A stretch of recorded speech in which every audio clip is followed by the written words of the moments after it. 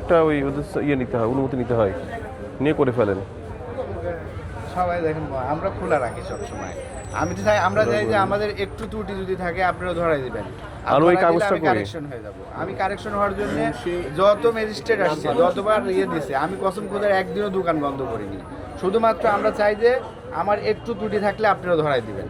এতে যে এই ত্রুটিগুলো আমরা এক্সপায়ারি এখন অলরেডি বাঁচা শুরু করছি জানুয়ারিতে। আমার তো পাওয়ার কথা, এটা এসে আমার পাওয়ার কথা করবেন তো ভালো।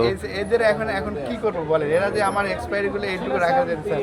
আমরা যে পেয়ে যাচ্ছি 5-10 মিনিটের ভিতর পেয়ে যাচ্ছি, তার মানে আরো এটা আছে। আপনি সব দোকানে ঢুকলে পাবেন, কারণ সব দোকানে পাওয়া যায় না। 100% বের করা খুবই কঠিন স্যার। এটা ঠিক না। আপনি আপনি আপনার কাছ থেকে আমি আরো প্রত্যাশিত কিছু আশা করছি।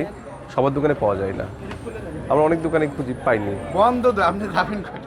না বল, সবসময় বন্ধ থাকে না। এটা আপনার টেমুনিয়ার প্রেক্ষাপট আলাদা, সব জায়গার প্রেক্ষাপট একরকম না। যেমন সদরে কেউ বন্ধ করে না। অভিযোগ আছে, অভিযোগ মেইনলি আমার অভিযোগ ছিল যে আমার ডক্টর লেখে আমি স্যার, এটা এটা main অভিযোগ। সদরে কেউ বন্ধ